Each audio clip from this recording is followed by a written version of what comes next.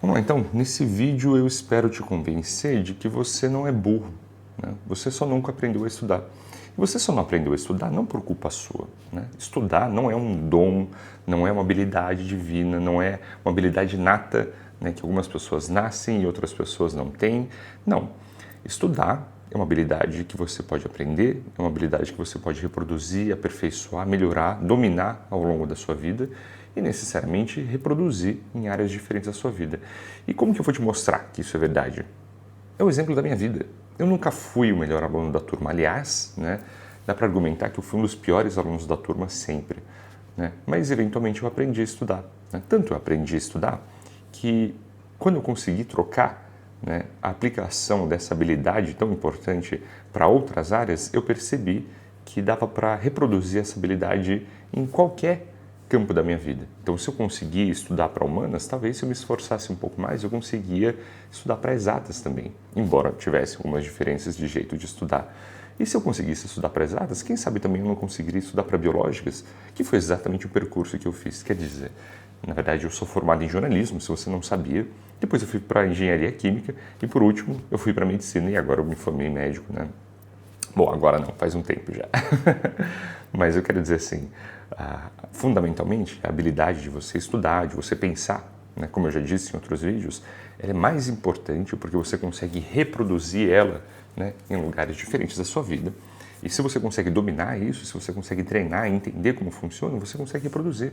Só que o problema é que na nossa vida, na nossa escola, eu acho que é até um problema de formação mesmo, nós não aprendemos a estudar, né? Na verdade, a vida inteira, nós aprendemos mais ou menos ali a memorizar, né? Para pensar bem no teu ensino, né? Quantas vezes você tinha discussões profundas sobre alguma coisa? Quantas vezes você tinha uma formação que estimulava você a desenvolver sua habilidade crítica, né? Que estimulava você a pensar, né, realmente sobre o que você estava fazendo. Eu li um livro uma vez que se chama Amor e Matemática, de um cara chamado Edward Frankl, né? Se eu não me engano, ele é professor de Harvard, ou era professor de Harvard de matemática.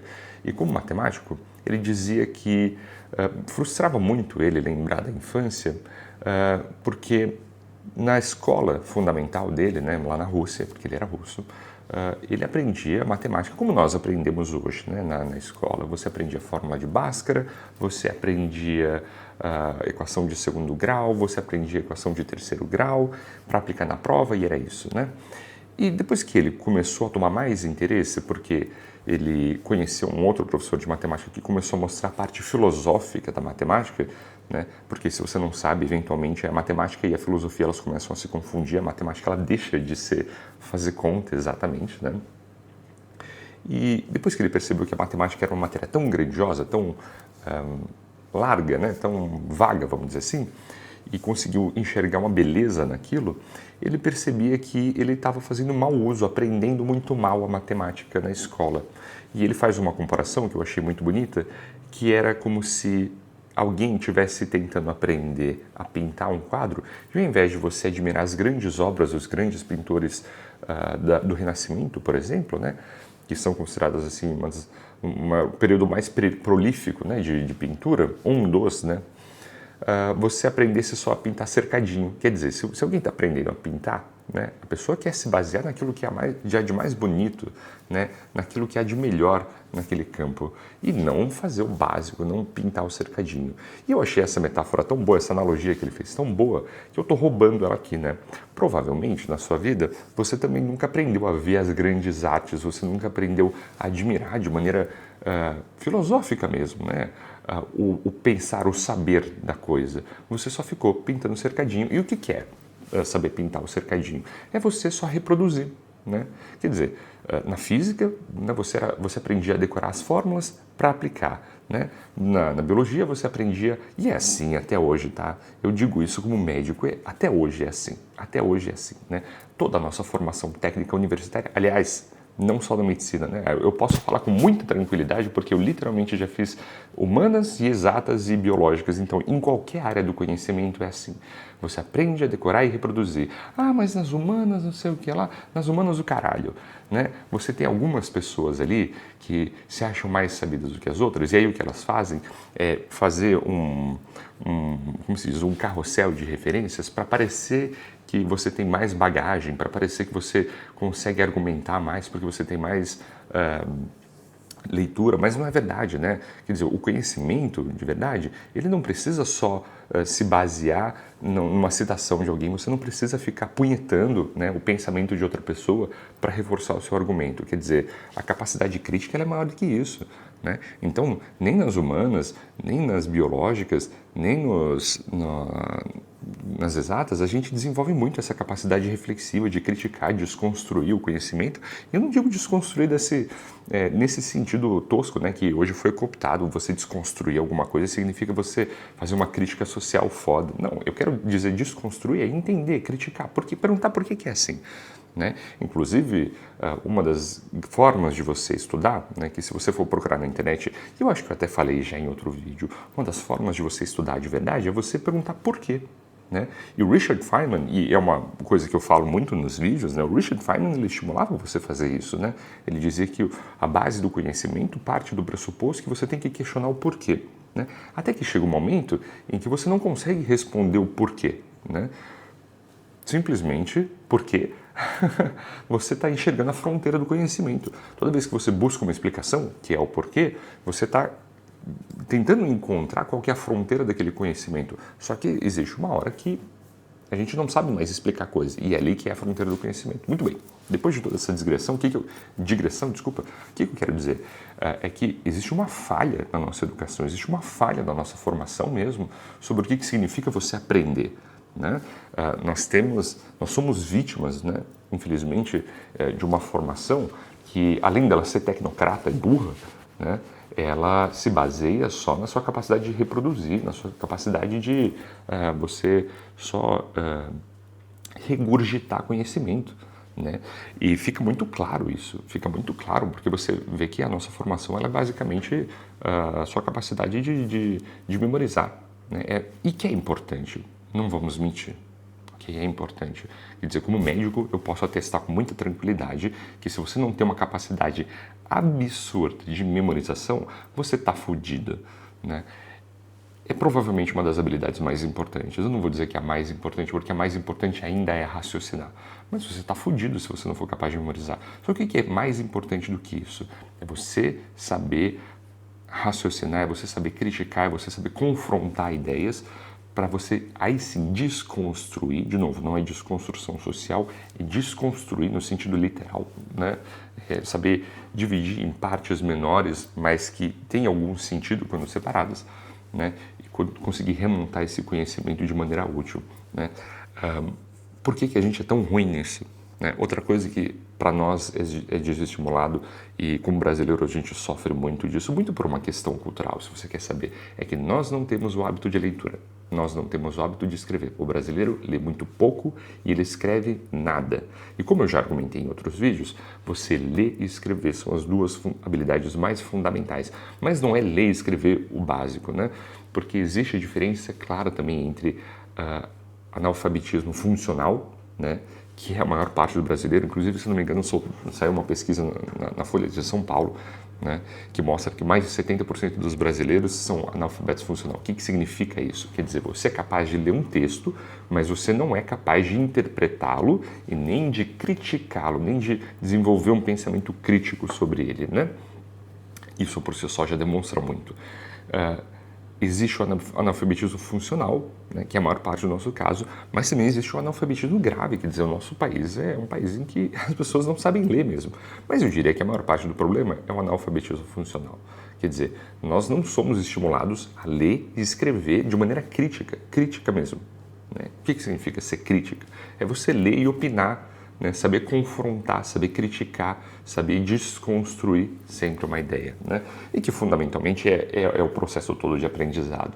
Quer dizer, você saber o porquê das coisas, né? Eu sempre volto ali na técnica do Feynman, porque é de uma simplicidade genial você perceber que você se questionar o porquê das coisas está na base do aprendizado. E é por isso que eu bato tanto na tecla que não importa você anotar, que é a maneira que ensinam, né?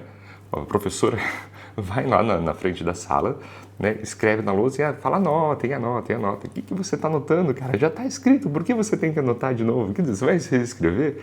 Aí tem o livro texto, às vezes você vai no cursinho, para quem está fazendo vestibular ou para quem está no curso para concurso público, você vai no cursinho e te dá um material. Aí o que você faz? Você leva o material, o livro texto, né, de referência, e aí você vai na lousa, né, o professor vai na lousa e ele começa a escrever ali a matéria. Aí o que você faz? Você copia, porra, assim, não muda nada da escola para o ensino superior, você copia. Para quê? Tá escrito já. Assim, você vê como é patológico, né? Aí na prova, o que é pedido nas provas, né? Qual que é a data de não sei o que lá? O que o fulano disse no livro tal? Quer dizer, você não tem espaço para você desenvolver o raciocínio crítico, né? E quando tem, e aí é um meia-culpa, né? É uma admissão de culpa. Quando tem, nós não gostamos. Quando tem que desenvolver o raciocínio crítico mesmo, para aprender, para você dominar alguma coisa, que é fundamentalmente ler, né, refletir, desenvolver uma opinião, se colocar, se posicionar diante daquilo, nós não gostamos. Vocês odeiam escrever redação. Vocês odeiam assistir filme. Aqueles filmes pesados, assim, sabe? Aqueles filmes de 2 horas em francês, né? Que é um filme que você não entendeu muito bem, mas você achou pesado. É um filme cheio de simbolismos, né? Ou às vezes é um filme só sobre um recorte de vida, mas que é pesado, né? Um filme longo. Vocês não gostam. As pessoas não gostam. As pessoas gostam de assistir Homem de Ferro. As pessoas gostam de assistir Capitão América. Como é o nome daquele lá? Não é o Clube da Luta. Bom, eu esqueci agora. Aquele que tem o Thanos, eu não lembro porque eu não assisto essas coisas.